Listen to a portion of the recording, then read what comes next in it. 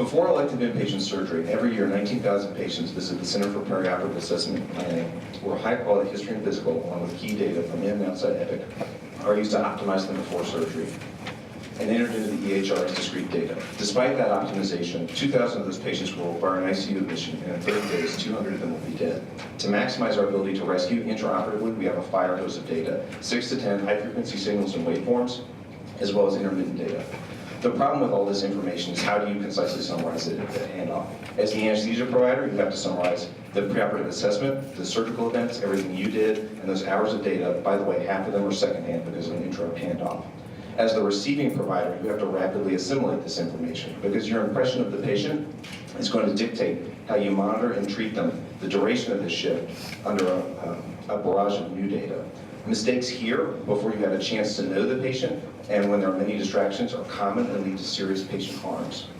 In 2017, BJC created a helping hand. The EICU is 24/7 staffing by critical care nurses and physicians who listen to the handoff, review admissions, look at data and orders, and if things don't look right, they call out to the bedside team. However, there are 100 patients per physician, making a brutal economy of attention. We're going to make this handoff safer by using state-of-the-art informatics and user-centered design to create and test a machine learning augmented handoff report. This will allow immediate, accurate, risk-based assessment using predictions of mortality, postoperative renal failure, and ventilatory failure. However, deep learning predictions are often strange, and providers don't trust them. As a result, we've spent a lot of effort on novel tools to explain these predictions, pulling out the elements of the pre-op that place the patient at greatest risk, identify the segments of the anesthesia record that are of most relevance to the outcomes, and we've also prototyped a novel approach that takes a machine translation-based approach.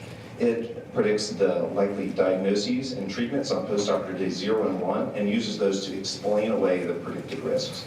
After translating to the clinical language, the provider can see what they already know about and what maybe the machine saw that they didn't. We're not just going to do cool computer science though. Our design team are experts in human-computer interaction and also care. We're going to work with providers on the ground to create a usable product right away. This is the right time to launch this project. Only in the past year have we developed the data and the machine learning tools for these large-scale predictions.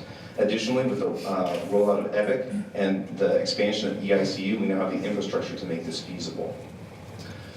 There are a lot of next steps that are potential from this project. In addition to integration to EICU's continuous risk monitoring, we're also looking at PACU reports, shift change reports, and other transfers. There are a lot of people who have contributed to this project. Too many. It would take 3 minutes just to name them all.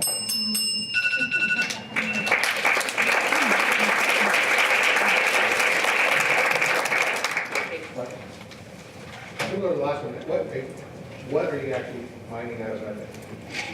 So there are a couple of things that we take. One, as I mentioned, the preoperative assessment. That's entered as discrete fields for comorbidities that the patient has, including the severity of them, medications they take, and the doses that they take.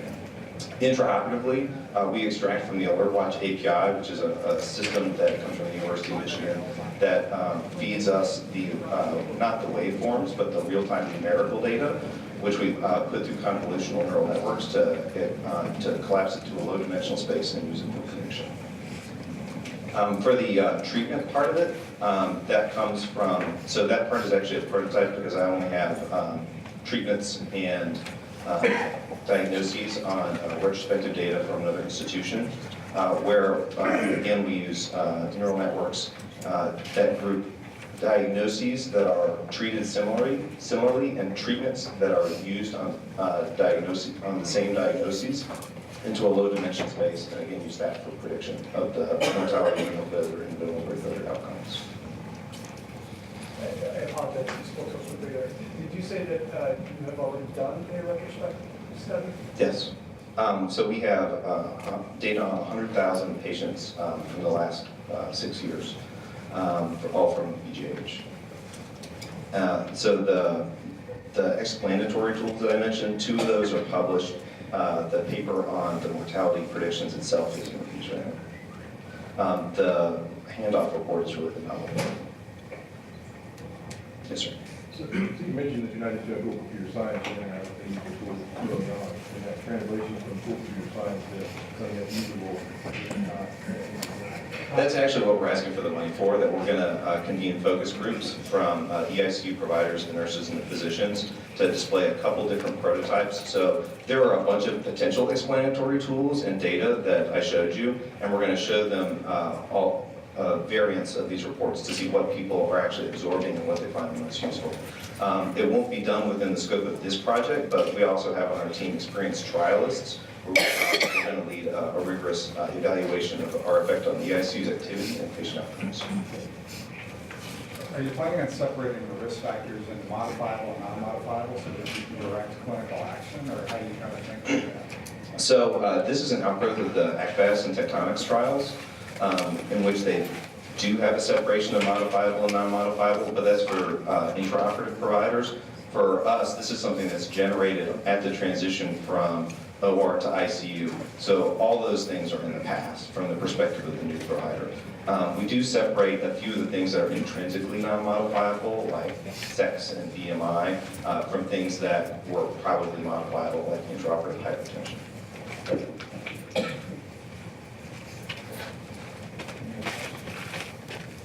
Thank you very much. Thank you.